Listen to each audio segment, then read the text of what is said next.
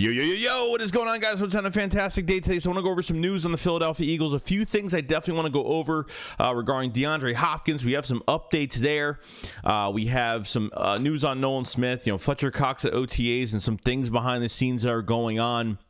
June 1st, looking out for trades and free agent signings, what's to come, obviously within June 1st to that week, you're going to see some players probably get moved around the league. And, will the Eagles actually jump on something? So I'm going to go through all that stuff. And, let's get straight into it all. Because I've seen enough horror movies to know any weirdo wearing a mask is never friendly.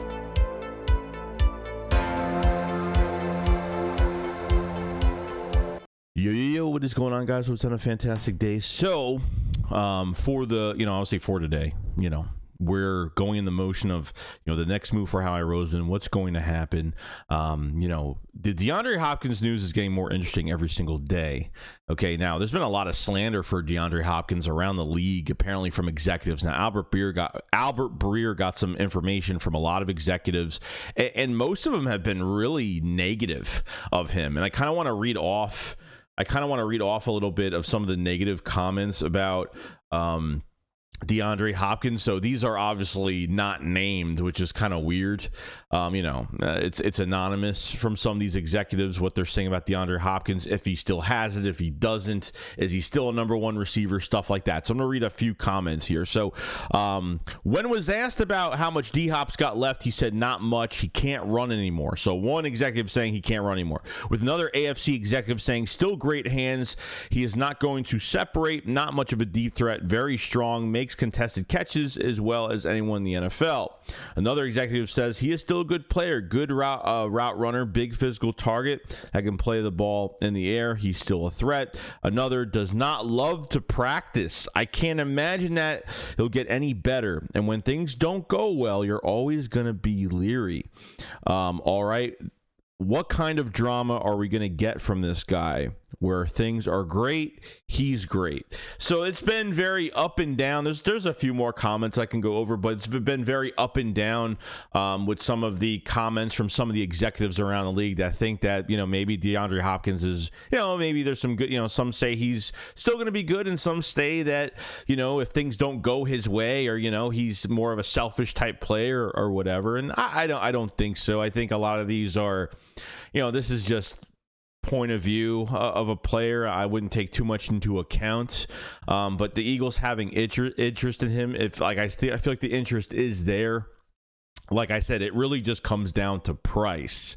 And this is what we kind of been talking about. Do the Eagles really need him? And for me, like I said a million times, I don't think they need him. But if they acquire him, that means that his Quez is probably going to get traded, most likely. And Zacchaeus and whoever else is going to be in competition for that, for depth at receiver going into training camp to joint practices and preseason. So, I feel like DeAndre Hopkins it could still play at a high level. I don't really think he's fallen off. If you're going to talk about him being fallen off, I guess he's been a little bit more injury prone. He was suspended for the PEDs, which I'm not making a big deal about, because a lot of players that some players get caught with the PEDs because sometimes they think certain supplements they put in their bodies are safe for the NFL, and then realize when they get tested that they have a supplement in their body that's not regulated by the NFL or not approved, and they get in trouble for it. These guys get tested constantly, so I don't know how these players make these mistakes, but you're not going to get away with it. It's going to be in your body, so obviously not going through that. So obviously these are executives around the league just speaking on behalf of DeAndre Hopkins and stuff like that. I feel like he could still play at a high level.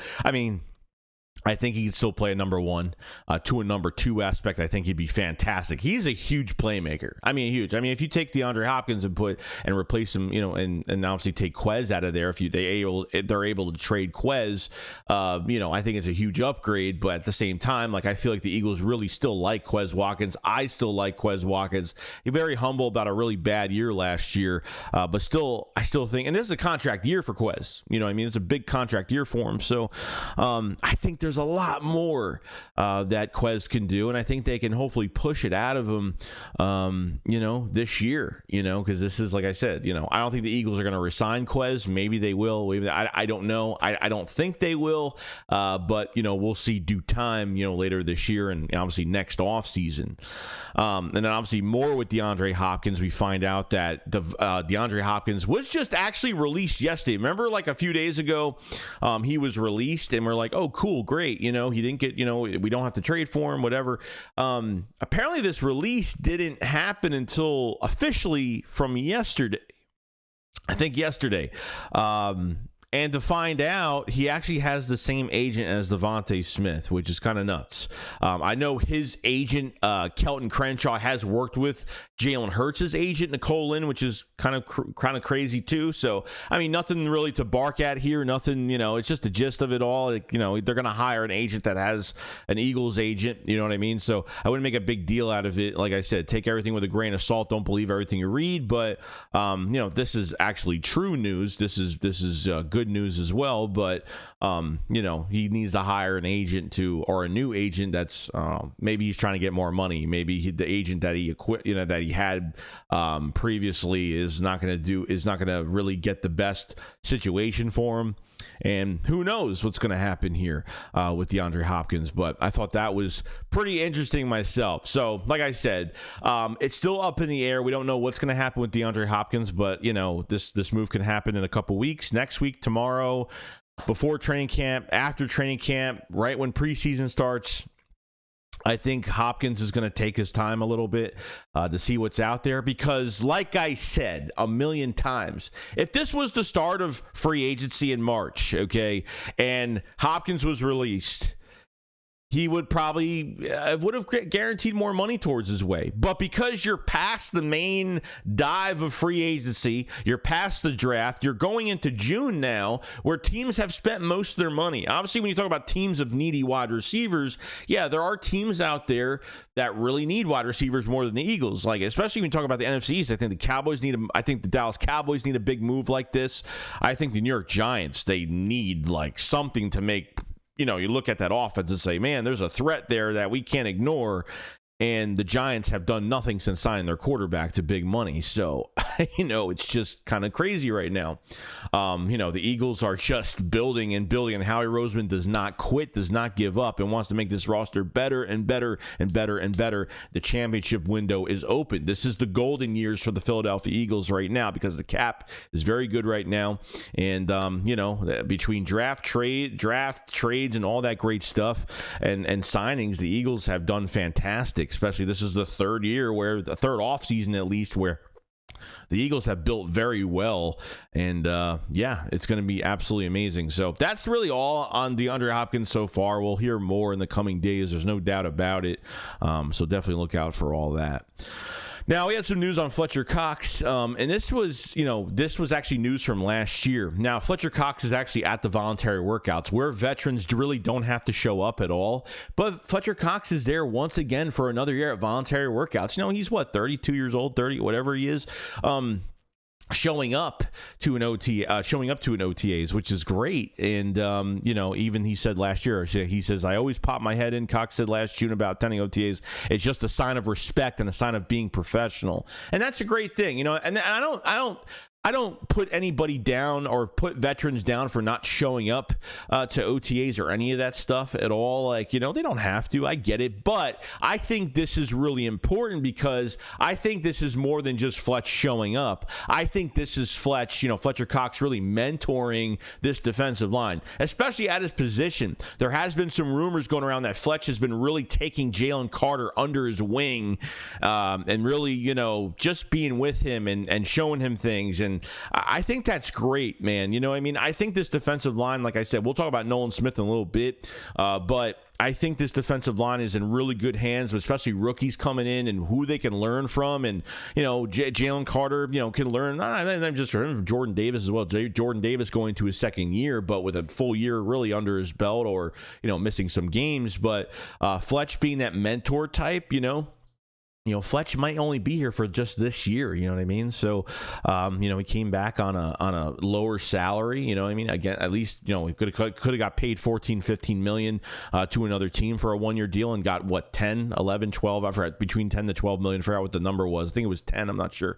But like I said, mentorship is a huge deal, support of each other, and learning, these rookies learning from these big time vets that have been here for years or vets that are here in general. So, really happy about that with Fletch. And I think that's a really cool thing. Now going to the Nolan Smith part of things, with the Green Light podcast with Chris Long. If you guys never seen this podcast, it's probably one of the most unfiltered, uncensored podcasts. And I love podcasts like that because I don't, believe in acting professional 100% of the time. And he's got one of those podcasts where he just says what he wants. And I love podcasts like that. So definitely check out the Green Light podcast. Now, Nolan Smith, man, interesting enough. So, Chris Long talked about, honestly, his skill set. And, Nolan Smith, his bend and going at full speed. And, Nolan Smith still needs, he says that he has to work on a few things. And he's getting really, like I said, another player that's in a really good situation right now. The guy that, you get drafted, okay? They put you as if you were Hassan Reddick, okay? They pretty much tell you during this draft, or at least they make you seem like, hey, this is one of those moves where if you're compared to a player on the Philadelphia Eagles that is still playing with the Eagles right now, that's a really good sign. And it's like, oh, they're comparing him to Hassan Reddick, and Hassan Reddick's on the team. That's a great thing. He can learn from Josh Sweat. And even he said him and Brandon Graham got really close, and like their personalities are almost the same. And can't imagine what that's going to look like on the field on game day, which is pretty cool too. Talked about playing in cold weather as well. He's like, well, how are you going to feel about playing in cold weather? And then Nolan Smith is like, as long as I hit somebody, I don't care. Like I'm, obviously he was cursing a little bit, but he said, as long as I hit somebody, I'll get warmed up real quick, So I loved, he just wants to be physical. He wants to just play. And I mean, he's made a promise, obviously, to Howie Roseman, the organization, Nick Sirianni, that he's going to be one of the best defensive ends. And how Sean Desai uses him is going to be a whole different situation, because I know that, Nolan Smith not only could, be an edge rusher, which I would more likely want him to be, but the guy can cover as well. And he's got that 4.3 speed to kind of match with it, changes direction really nicely. So, love the words from Nolan Smith. And, like I said, perfect opportunity, perfect situation to be mentored by Reddick and Brandon Graham. I mean, you're lucky. He's lucky. He's got Hassan Reddick by his side for another 2 years, this year, next year. Graham, if he's only here for just this year, or he comes back on a cheaper deal next year and has a great year, who knows? You know what I mean? So I'm very happy about this defensive line situation. It's been revamped. I mean, I didn't expect to draft 2 defensive linemen in the first round, but Nolan Smith, the more he talks, the more I like him. I like his attitude. I just like, what he kind of represents. And he's just a dog at the end of the day, man. He's relentless. I know he cannot wait until, game day. I can't wait to see him in this rotation. I can't wait to see him in training camp to see maybe he can, a start opposite of Hassan Reddick instead of maybe Brandon Graham being that second rotation, maybe to kind of balance it out. But if Nolan Smith really makes some noise, at least being a number one starter on the defensive line in the rotation, I'd be perfectly fine with that. Obviously, we'd all be very happy. But to be opposite of Hassan Reddick, the player that you were compared to in the draft, that would just be a dream come true. For me, at least, that's awesome. I think that's great. So I'm very excited for Nolan Smith, and I thought that interview was pretty cool. So Chris Long's podcast is great.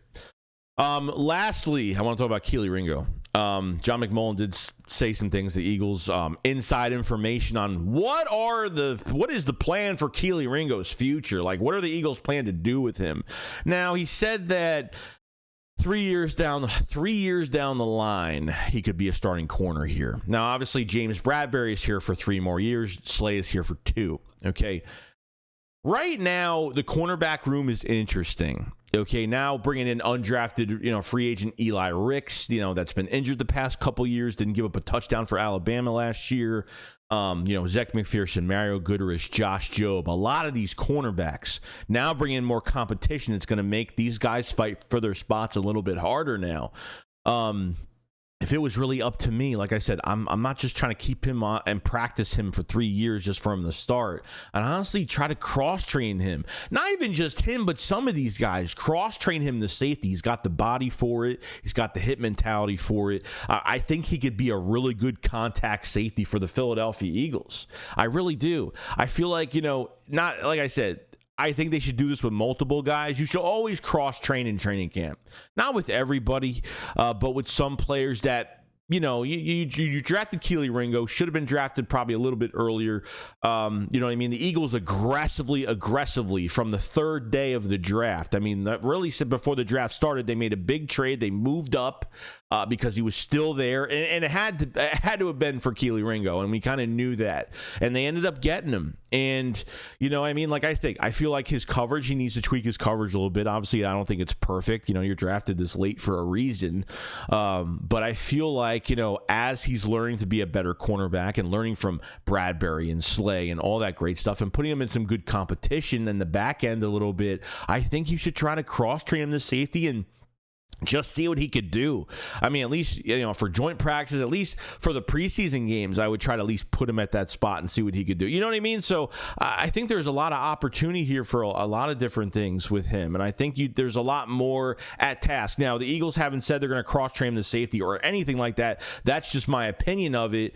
But I think this is something you really can't pass on. I think, like Malcolm Jenkins and then some of these other guys that played corner have turned into safety. Who knows? Maybe Ringo will be a better safety down the line. I mean, you know what I mean? Maybe he won't be a full-time corner. Maybe he'll be a guy that moves around the field a little bit. You never know what he could turn into, but you just got to try. Just to let him sit behind these starting corners for 3 years, it's just, to me, I feel like you got to do more with him. I feel like you got to experiment more with him. So why not do that? You know what I mean? So I think there's more to it, and maybe we'll see something. You know what I mean? Kelee Ringo could bring more to the table than just be a cornerback. I think he could be a nice contact safety for us and do some good things. So really enjoyed that as well. But other than that, that's pretty much it. If you last this long in this video, make sure you subscribe to the channel. Make sure you like the video as well. We cover the Eagles every single day. And yeah, we have June 1st. We're going to find out if the Eagles are, going after a linebacker, going after a safety. We're hearing some Buda Baker, news going around.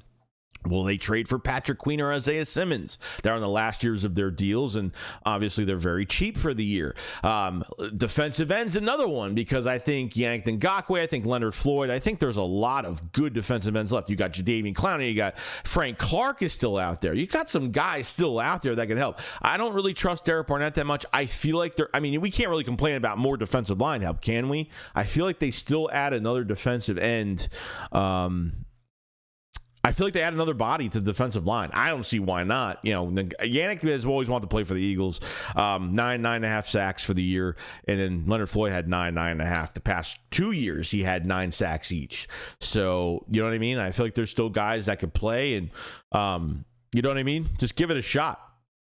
I feel like realistically, they're going to add a defensive end. I think they're going to add more to the trenches, add more to the pass rush, and really giving Sean Desai no excuse this year, even for his first year. I don't care if it's his first year, but it's really a second year playing defensive coordinator, because he was a coordinator in 21, and didn't really have a bad year. Had some statistically looked pretty good, besides the run against the run, which they had personnel issues and not a great roster. Desai has not had a defensive roster like this ever. I don't think it ever has, as this talent caliber never had. So that's all I got to say, guys. Let me know what you guys think about the DeAndre Hopkins situation officially being released the other day. And has Devonta Smith's agent, all that stuff going on. Where do you think he's going to go? Where the money's going to go? What do you think the critics around the league are saying? A lot of negative stuff. How do you feel about it? And Fletcher Cox at OTAs. We heard from Nolan Smith, and his attitude is just great. The mentorship's going to be great. And then obviously Kelee Ringo. What would your plan be for Kelee Ringo going down the line? So other than that, you guys enjoy the rest of your week, and I'll see you guys on the next one. Shake Squad up, follow side. Peace out, guys. Peace.